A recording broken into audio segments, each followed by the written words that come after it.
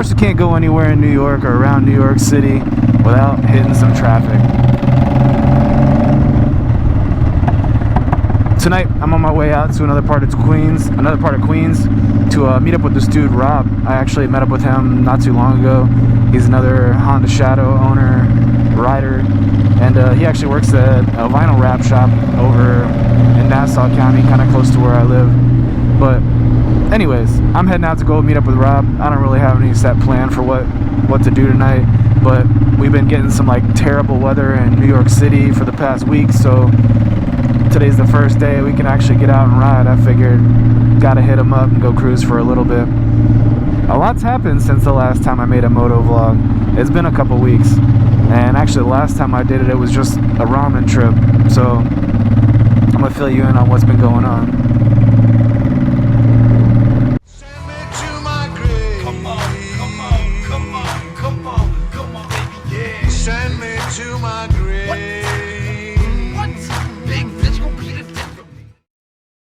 Last Friday, I got back into town from a trip to Puerto Rico. Man, I had an awesome time in Puerto Rico. It was my first time ever visiting.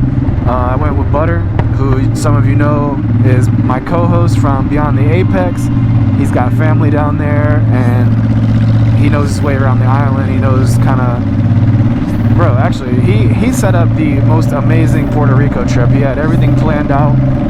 Basically, the only thing I had to do was get there, and that was the easy part. So basically, we flew into San Juan and got an Airbnb over on the east side of the island in Fajardo. And from Fajardo, we went to the port where we took the ferry on a couple different days. One day to the island of Vieques, something like that, and then another day to the island of Culebra, which were both just amazing in their own way. They were super cool, just little quaint country island towns, and they had the most amazing beaches, just perfectly clear, awesome water, and man, just like the first 3 or 4 days of my trip were already just mind-blowing. Ironically, the island of Vieques, it reminded me a lot of Okinawa. Like, apparently the island was actually majority U.S. military at one point in time, and I think that might have something to do with it, because Okinawa is kind of the same way. There's a lot of military on Okinawa, but like the buildings were all the same, the artwork was a lot the same. I feel like the state of the environment, just like how the buildings have deteriorated, I think probably from like the salt water and stuff, that was all the same. It reminded me a lot of being in Okinawa. It was really cool, and I had a blast. We went to some of the most awesome beaches.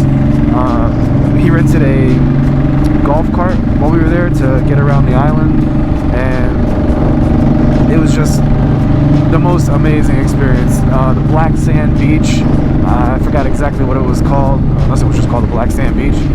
That was out there, we hit that, and honestly, I'm not even that much of like a ocean swimmer. I don't really like swimming in the ocean that much.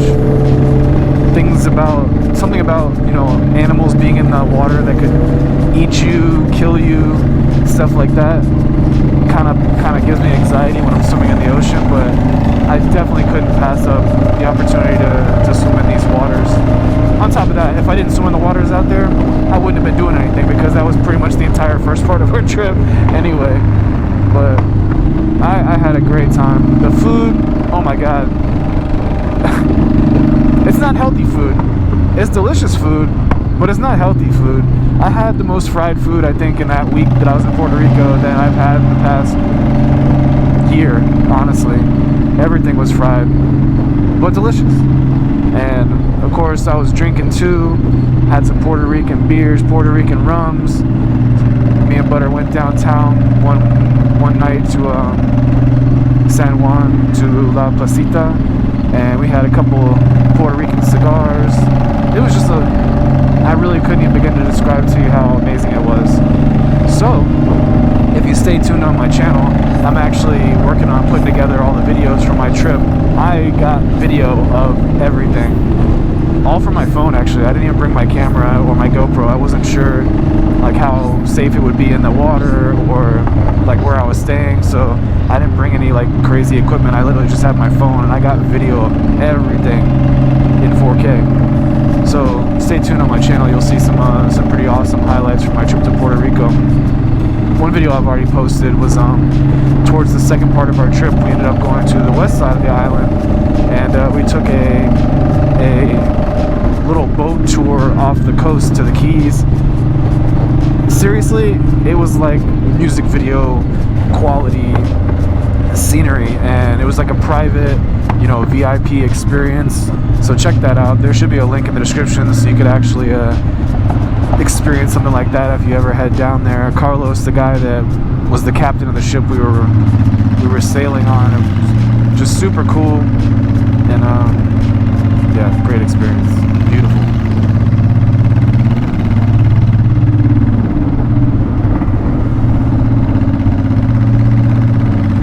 But anyways, I got back from Puerto Rico last Friday, back to reality, back to work, back to all the drama and stupidity of New York City and regular life.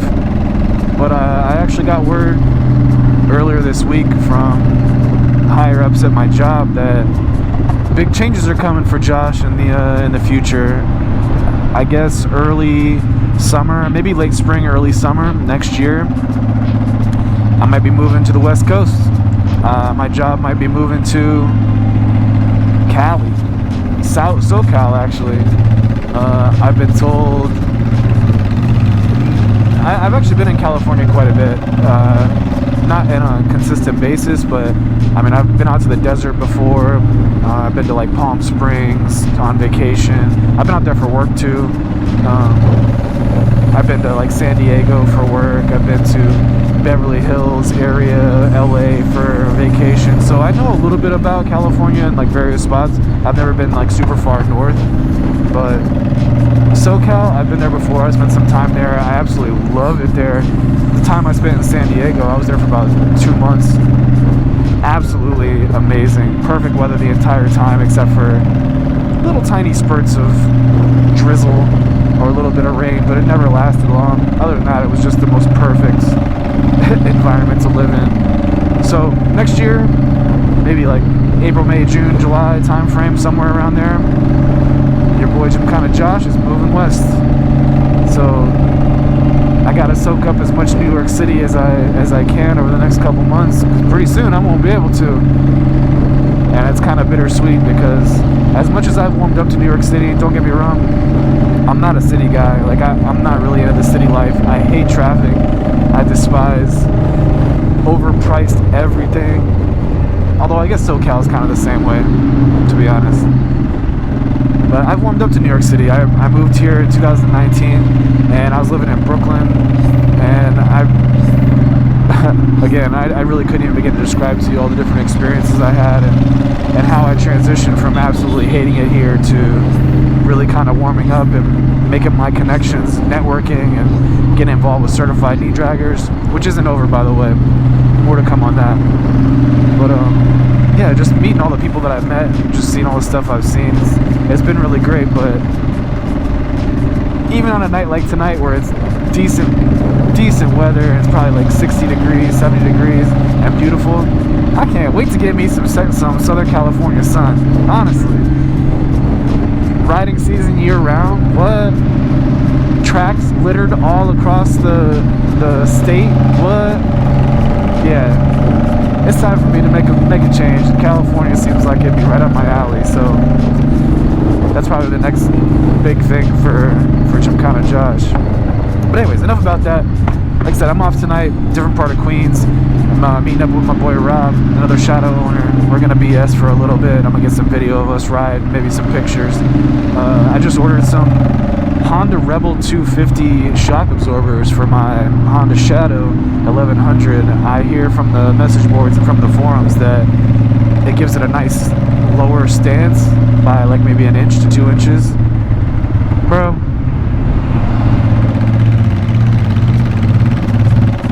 looking to go anywhere, Mr. New Jersey. But anyways, yeah, just ordered some shocks, lower the back of the bike. I kind of feel like I should do the progressive shock absorbers in front too, for the fork springs rather. Give it an even drop all around. I don't know, those things are a little bit more than stock Rebel 250 shocks, but I might look into that later this week. Yeah, stay tuned. Check out what me and Rob get into tonight.